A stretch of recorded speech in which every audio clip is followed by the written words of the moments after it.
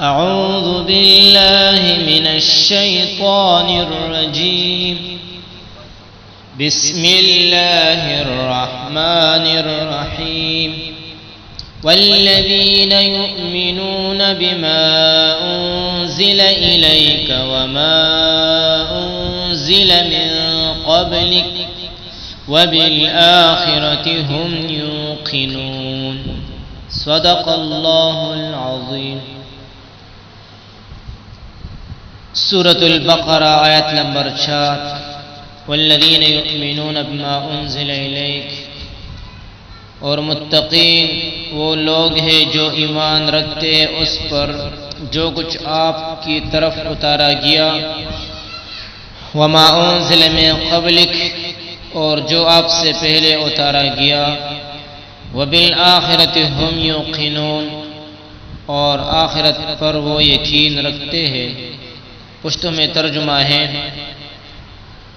متقیان ہا خلق تیچ ایمان لری پہا سباندے چستا طرف تا نازل کرشوی دی، اور پہا سباندے چستا نوڑاندے نازل کرشوی دی، اور پا آخرت بانی یقین ساتھی۔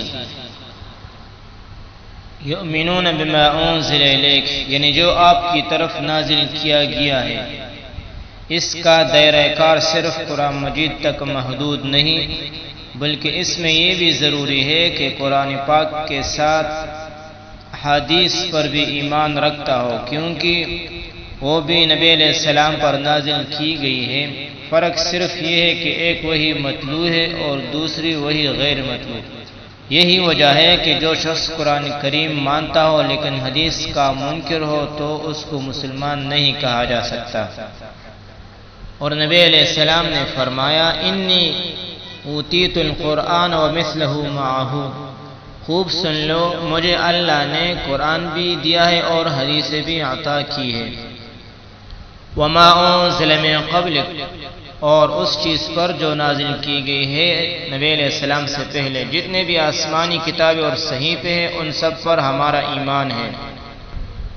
اور آسمانی کتب 104 ہے، جن میں 4 بڑے کتب اور 100 صحائف ہیں۔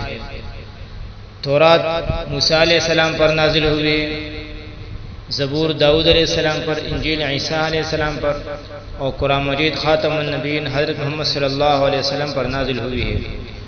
اور صحائف 10 صحیفے آدم علیہ السلام پر، 50 صحیفے شیس علیہ السلام پر، 30 صحیفے ادریس علیہ السلام پر، اور 10 صحیفے ابراہیم علیہ السلام پر نازل ہوئی ہے۔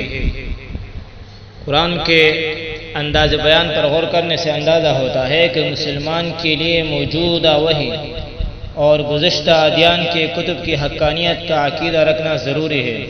آئندہ کے لیے کسی وحی کا امکان نہیں، ورنہ اس کا تذکرہ بھی ضروری ہوتا۔ اس لیے آیت میں صرف من قبل کا فرمایا اور من بعد کا نہیں فرمایا، تو یہ نبی علیہ السلام کے خاتم النبیین ہونے کی دلیل ہے۔ نبی علیہ السلام کے بعد نہ کسی پر وحی نازل ہونے کا امکان ہے اور نہ کوئی نبوت کا دعویٰ کر سکتا ہے، اور جو دعویٰ کرے گا وہ مرتد اور خارج از اسلام ہوگا۔